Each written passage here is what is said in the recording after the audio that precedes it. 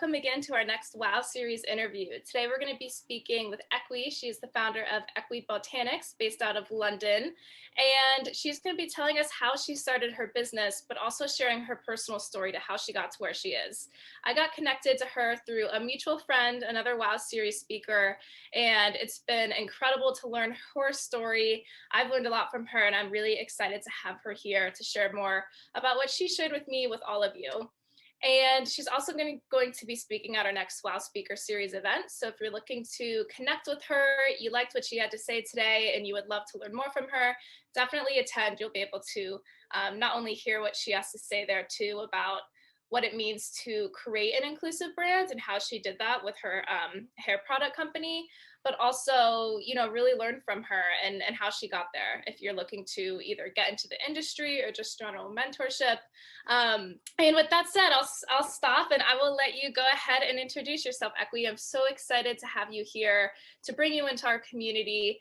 I love your story and just resonated with the general summary of it, which is something that we can all relate to in a fact that the beauty industry hasn't created a space for all of us, right? And it has not represented all of us. And you created a solution after your own journey, your own hair care journey, and really realizing that firsthand. So I'll let you take it away and introduce yourself and share who you are in your company. Thank you so much, Abby. Thanks for having me. I feel really honored to be here. And thanks, shout out to Ewky and Ewky that put us in touch. Hi, everyone. So my name is Equi, and I'm the founder of Equi Botanics. Equi Botanics came about by complete accident. So imagine I used to pay people to get my hair done because I had no idea about hair. And also I had no STEM background. And now I'm doing hair care. So it's been a wild journey. We've created, I say I have created, I have a team as well right now, actually, because we've grown quite a bit in the last year during the pandemic. But I've created products that are pure, wholesome, and vegan that nurture especially Black Afro hair, because growing up traditionally, what we've been given hasn't really suited our hair types. And so we've resorted to changing our hair type to suit the products. So I decided to do a different thing because one, I lost my hair about 11 years ago when I was pregnant for my second daughter. She's now 11, so I always count with her age. And then my older daughter was 6 at the time, and she had really tight, coily, dry, coarse hair, like really, really dry. And hair sessions were always not fun for the both of us. So I became obsessed with YouTube and just looking at videos. My sister actually sent me a YouTube video and I watched and I thought, how is it possible that this Black girl in the States can look after her hair so easily? So I started to import products, and I'm sure we'll get into that maybe as we go along with your question.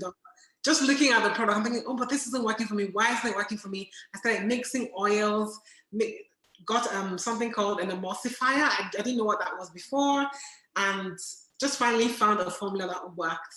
But it took a lot of iteration, a lot of mistakes, a lot of tears to here we are today. That's really a whistle-stop tour. Oh my gosh, yes, you are the definition of you couldn't find it for yourself, so you created it, which is what I love about entrepreneurship and everyone who's coming to speak at this panel.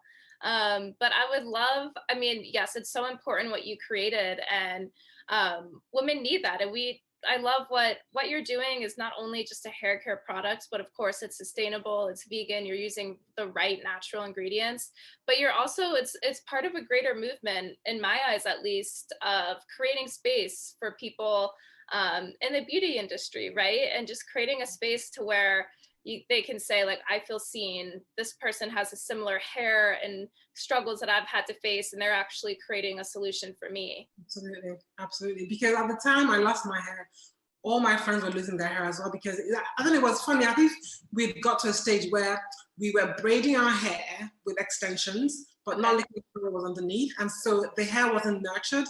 And the traditional way was to just use a pomade or any old cream. You'd wash your hair today, you wouldn't deep condition because we didn't know what that was. And then we'll put a pomade, get someone to braid it back so that there wasn't any nurture going in the scalp. Yeah. And we felt we always had to have extensions to feel and look beautiful. And I just thought extensions can be an option, not a necessity. Right. It could be an option, but not like it's necessary. Oh, if I'm going out, I have to just put a wig on, or and I used to do that because I didn't know there was no other way, essentially. Yeah. And even when I went to the products and I tried it and it worked for me and my daughters, I thought, oh, it's not going to work for anyone else. So I gave it out for free to all my friends. I said, just test it and see, what you think. And they couldn't believe it. I mean, I tweaked the formula several times, but they could not believe how their hair responded to it. Someone even broke the container into two to get to the bottom. I said, whatever you've done, just keep doing it and send me more. Or I said, oh, I can give you the recipe. So I was giving out the recipe and saying, this is what you need to mix. Buy this oil from eBay, from Amazon, mix like so. They're like, no, just pay us. I'm sorry, I'll pay you, and then you give me the product. And I was a chartered accountant. I studied international business. Then I moved into IT. I had no business doing hair, like literally no business. But just the constant demands, and I finally thought to myself, actually, someone reached out to me and touched my hair at the airport. I said, "Is this real?" I thought, "Oh yeah, sure, it's real. I can show you how." Like, no. Do you have any product? Do you have anything in your bag? And I said, "No, I don't have any products." So that was when the penny dropped. I thought, actually, maybe I can create something. Yeah, that's what I did. Exactly. I think that story also goes to show so many entrepreneurs, or really in any industry, as a woman, you kind of especially feel this imposter syndrome, right? So it sounds like you felt that. You were like, I don't come from this industry. What am I doing in like the business of hair, the business of beauty? And look at you now. Now your business is thriving and you've excelled during the pandemic. And exactly through that, people were asking for what you created. It just goes to show that there's a market there. And something that I've learned too in creating the WOW series is it's just so important to listen to your community, right? And what they're asking for, and just problem solve. And I think that's such an important factor when you are creating or something. You can have the best idea in the world, but it's just all that matters is it what your network and community are asking for. And they were, and they still are. And I would love to hear more too about leading up to this journey. And I would love later on, we can talk about how your business is doing the pandemic and your advice for entrepreneurs on that front. But I would love to hear more about your journey getting to where you are now, because we know that it came with different challenges and different difficulties. And I would love to hear more about a challenge you'd like to share with our network and for other women watching. Yeah, sure. So obviously I struggled a lot with imposter syndrome, like big, huge, limiting self-beliefs. I thought, we can't do this. I don't have the background, but also people around me said things like, oh, but you studied accounting, you studied business, you tried to write, because I was writing before. I was like, now you want to do hair, like pick a lane. So I thought, maybe I'm wishy-washy, I don't know what I'm doing. So I struggled with that a lot. And then what I learned from that exercise was, it's not everybody that needs to know what you're about to do. You just need to go out and do it. So I stopped talking to certain people and started to look for people who had done something like what I was about to do and just lean on them. And it was so amazing. I found this NatWest Entrepreneur Award accelerator. I applied, I got in, and just sitting in that room and seeing other crazy people like me starting a business, I just had this fire and I thought, oh my God, so there's other people like this is possible. So that's the first thing I would say. If I look back on my journey, I'd say to my younger self, look for like-minded people, and family doesn't always have to believe in what you're about to do, because family sees you in this box that, they've always seen you in. So you want to do this new thing and it doesn't make sense to them. But, crazy things never make sense until afterwards. I think it was Nelson Mandela who said that. It always seems impossible until it's done. And so another challenge I faced was actually understanding what's the makeup of a product. So I'd made this thing in my kitchen, and then I needed to sell it, but then it didn't have preservatives. I didn't know what that was. So I got a mentor, and she had a 16-week, first she had to interview me first to see if she could take me on, first of all. And then she loved my energy, loved what I was about to do. She never had a black hair entrepreneur on her books before. She don't have skincare. and mostly for other skin types, not even black. So this was brand new world Yeah. for her as well.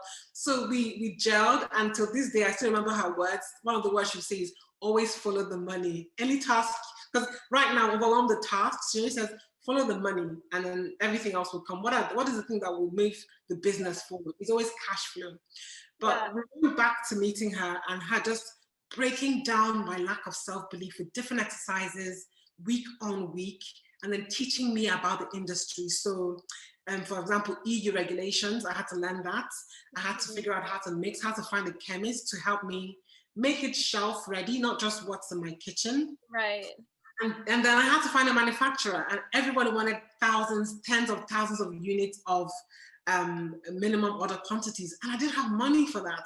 Yeah. So it was a case of really being bootstrapping, things like finding out what machinery you can apply yourself, finding out what kind of standards I had to meet up to be able to convert my kitchen into a mini factory before I could scale. And then I met this guy. He was a prominent male chemist. And I thought, oh, this guy's going to be great for me. He's going to work fantastic. I sent him my like a brief. This is what I want to do with you. He said, okay, we'll have a phone call. So on the phone call, he said to me, so I was just excitedly telling him, this is my formula, this is what I'm going to do. I just need you to help me make it shelf ready. And it's like, and what market did you say this was for again? I said, it's mostly targeted at Afro hair, like thick, coily Afro dry hair. And I've done something that could make it soft and manageable and, thrive. And they said, I don't know what you think you've invented, but there's nothing that works on black hair. And I'd suggest you don't waste your money. You don't waste your money in creating these products. I was absolutely crushed. Like, I believed him. I really believed. Yeah. He's a prominent guy. And I thought that my friend said to me, she said, just go write this date down because you're going to use this story when you finally make it. That's what she said. When I was crying, I didn't believe what she was saying. And no, he's right. I should just, just phone this in. I'm not doing this anymore. And I don't know what happened. I think it was just people around me saying, okay, just mix it. Just keep giving it to us. Right. I thought, no, I have got to do this properly. I think it's, for me, the advice there is you have to go back to your initial vision. You will meet hurdles, you meet no's. Like, there is no straightforward. I mean, every day I still get no's. You just have to be comfortable with who you are, what you've provided, and what your community is saying, no matter how small they are. Just work with them and grow. And that's one of the other challenges I faced being, in the industry. And I guess as time has gone on, it's always like raising money. And people always think the black hair market is a niche, so it's not going to scale as fast. So they don't like to invest in black hair products. So I had to bootstrap. I had to figure out clever ways of raising money, and because I've kept to my community. So like I have online Instagram lives with my customers, and they give me feedback. They give me feedback. They give me, like, you just hear what they need and how you can iterate, and they tell other people. And so that's how we've grown. Yeah, that's incredible. And I think something that's so important is, one, fighting through the no's and the rejection, and then also your story and challenge there shows that it's true. You know your community best, and you know who you're serving. So other people can say no, or I think to the problem of people not wanting to invest because they don't think it's scalable. That like just kind of reflects on the greater issue of why you're doing this, because it's showing there's still a lot of work to be done to show that, yes, of course this is scalable. It's another hair. There's hundreds of thousands of people who have this hair type and who need help, and it's not just one person. But so what you're doing is really solving for that. And also, I think so many of us get lost in rejection, and rejection can really deter us from achieving what we want to do. But I love your mission and your story there, and that just stay true to why you started. And it's the nice reminders that, your network was still asking for the products. They were like, we don't care what they say, like, we need this for our hair. So I love that. And it's so inspiring and empowering for other women. And even for me, as I'm listening, to power through that rejection. And we always need that reminder and need to see people who have done it as well. And people who we relate to who have done that. So that said, what is your advice for the next generation of women, of men, of all professionals? What's one thing you wish you would have, told yourself when you were going through this journey? I wish I knew how badass I was. I didn't. Yes. Honestly, I did not. I just thought I was stupid. I was a weakling. I had no idea what I was doing. And I wish I knew. And the only way I found out was by getting up every day and staying consistent. I read this book, my Yep. friend gave it to me, Rejection Proof. I can send you the link to put on this. Yeah. It's amazing. He basically, you condition your mind to expect rejection. And so you go into a meeting expecting rejection because what you're asking for then is feedback on how you Yeah. prepare for the next time you go and ask. Oh, And that's another book interesting. I read was Courage to Ask. Yeah. So courage to keep going. And then the last thing I would advise you to do is find out your personality type, your strength. Mm. I'm an avid reader. I read another book, Strengths Finder, and that made me realize that I have this strength that can build this business. And that made me more assured. So every time I struggled, I went back to the book and said, okay, these are my strengths. Um, Spend time with yourself. Don't Mm-hmm. get caught up in what's happening on social media or, oh, Yeah. actually, Yeah. if she did this by year 3, then I should do it by year 3 too. No, no, no, no. Exactly.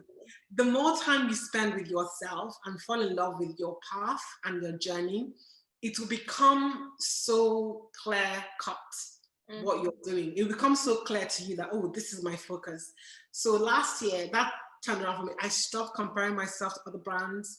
I stopped trying to see what they were doing because I was always like, because I'm a great researcher, I always said, oh, they're doing this, so this must be right. And then I'd forget who I was or what I was about or what even my customers were telling me, no matter how small they were the voice of reason.